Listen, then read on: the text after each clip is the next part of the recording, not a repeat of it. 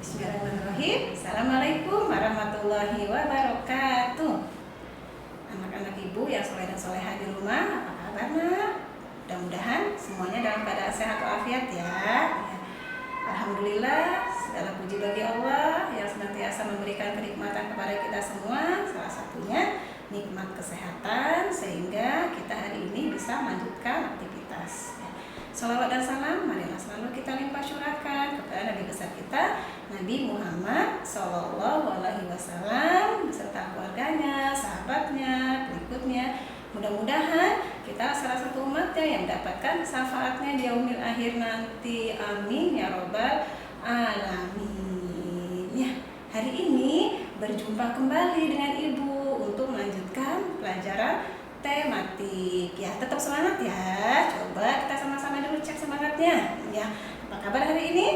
Alhamdulillah, luar biasa. Tetap semangat. Allahu Akbar.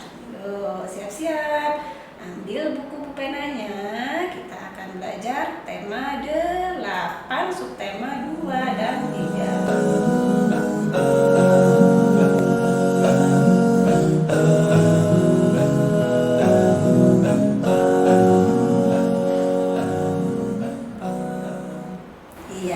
Gimana soleh dan soleha? Sudah disiapkan bukunya? Iya. Kita akan belajar temanya lingkungan sahabat kita.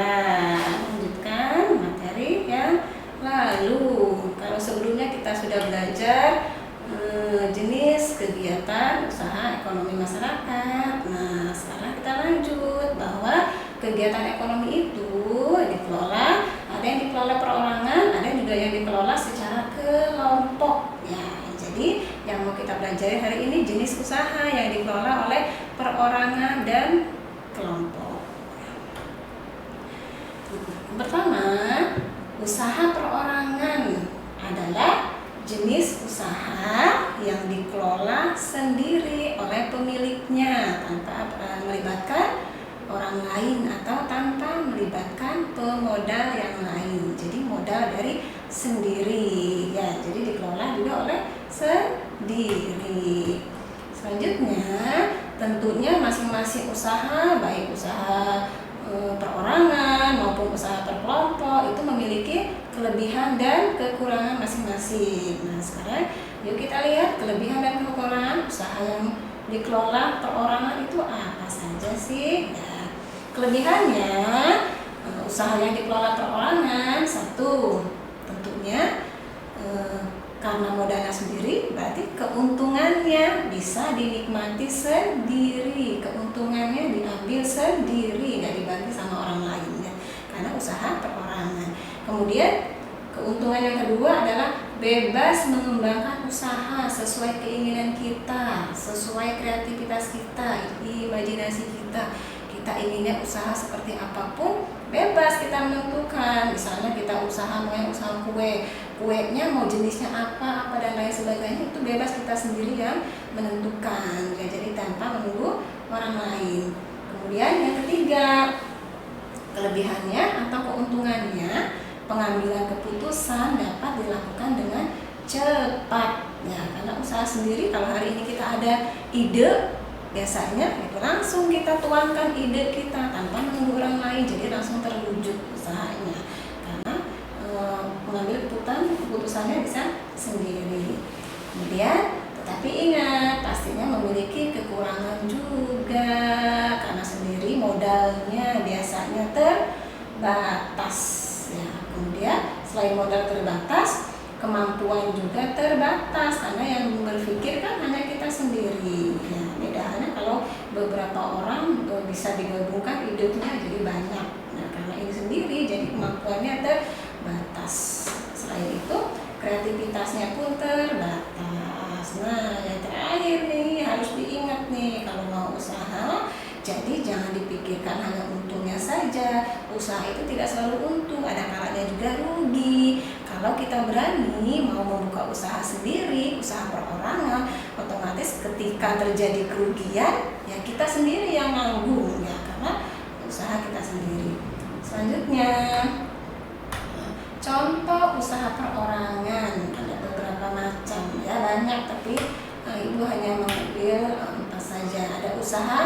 Yang pertama usaha pertanian. Usaha pertanian di situ contohnya tentunya kalian sudah paham semua, yaitu persawahan. Petani sedang menggarap sawah, menanam padi di sawah. Kemudian usaha apa lagi? Ada di situ usaha perdagangan, toko kelontong, buka toko di rumah, gitu ya. Selanjutnya ada juga usaha di bidang jasa. Kalau di sini Ibu ambil contohnya itu adalah bengkel, tapi masih banyak lagi selain bengkel, tentunya ada salon dan lain-lainnya. Nah, yang terakhir tuh ada usaha industri perorangan. Ini membuat anyaman yang terbuat dari bulu. Ya, itu 4 contoh usaha perorangan. Selanjutnya, sekarang kita masuk ke yang berikutnya, yaitu usaha yang dilakukan secara kelompok. Ya, usaha kelompok adalah jenis usaha yang dikelola oleh lebih dari satu, yang pasti namanya juga kelompok ya. Bisa 2, 3, 4 dan seterusnya. Nah, sama seperti usaha perorangan, usaha secara kelompok pun pastinya memiliki kelebihan dan kekurangan ya. Kelebihannya atau keuntungannya usaha secara kelompok, 1, modalnya banyak karena digabung dari beberapa orang. Yang keduanya, jika mengalami kerugian, jadi ditanggung bersama-sama kerugiannya karena kan modalnya secara bersama-sama ya. Jadi tidak boleh egois, modalnya bareng-bareng tapi ketika rugi nggak mau nanggung, temennya aja yang disuruh nanggung, jadi tidak boleh ya, karena usaha bersama jadi apapun yang terjadi harus dihadapi secara bersama-sama. Kemudian yang ketiga kelebihannya adalah mampu menciptakan ide dan kemampuan yang beragam ya. Selanjutnya kekurangannya, 1, mengambil keputusannya lama karena harus menunggu. Kalau misalnya kalian membuat usaha 3 orang, kan tidak boleh keputusan kalian sendiri yang mengambil, jadi harus tunggu teman kalian yang 2 lagi. Kalau sudah sama-sama sepakat, baru boleh dilaksanakan usahanya ya. Kemudian kekurangan berikutnya, keuntungan dibagi ya, jadi tidak boleh dibikin sendiri, jadi harus dibagi-bagi. Misalnya keuntungannya 1 bulan 1 juta, kalian ber-4 ya harus dibagi 4, jadi hanya 250.000 satu orang gitu ya. Yang terakhir kekurangan usaha kelompok adalah kelangsungan usaha tidak menentu. Kenapa tidak menentu? Karena masing-masing orang biasanya memiliki ide-ide, gagasan atau pikiran yang berbeda-beda. Kalau pola pikirnya bisa disatukan, itu usaha bisa berjalan terus. Tapi ada kalanya salah satu mementingkan egonya sendiri, tidak sejalan dengan yang lain, akhirnya ya usahanya tidak bisa berjalan, tidak bisa dilanjutkan, akhirnya stop. Makanya kelangsungan usaha tidak menentu ya, tergantung kekompakan dari kelompoknya juga. Lanjut, kita lihat ada beberapa usaha kelompok. Yang pertama ada badan usaha milik negara atau disingkat dengan BUMN. Yang kedua, firma. Yang ketiga, persekutuan komaniter atau CV. Kemudian yang keempat ada perseroan terbatas atau PT. Yang kelima, koperasi. Nah, yuk sekarang kita pahami sama-sama apa sih yang disebut dengan BUMN, firma, PT, CV, dan koperasi. Oke, sekarang kita bahas satu-satu. Badan usaha milik negara atau BUMN. BUMN adalah badan usaha yang seluruh atau sebagian besar modalnya dimiliki oleh negara. Ya, tujuan BUMN ini tentunya adalah untuk mensejahterakan rakyat Indonesia. Di sini Ibu ambil beberapa contoh pada BUMN. Yang pertama adalah PT KAI, atau Kereta Api Indonesia. Kemudian ada juga PT PLN. Yang ketiga ada PT Pos Indonesia. Ini contoh usaha dari BUMN. Selanjutnya yang kedua itu adalah firma. Firma adalah perusahaan yang didirikan oleh setidaknya 2 orang yang biasanya telah saling mengenal pastinya. Kemudian yang ketiga ada persekutuan komanditer atau CP. CP adalah perusahaan yang didirikan oleh 1 orang pengusaha atau lebih dengan modal dari pengusaha tersebut dan beberapa penanam modal ya. Nah, ini penanam modal dibagi jadi 2, ada pemodal aktif, ada juga yang pemodal pasif. Nah, pemodal aktif adalah pemodal yang berperan dalam memberikan modal dana sekaligus ide atau tenaganya untuk kegiatan operasional perusahaan. Itu yang namanya pemodal aktif.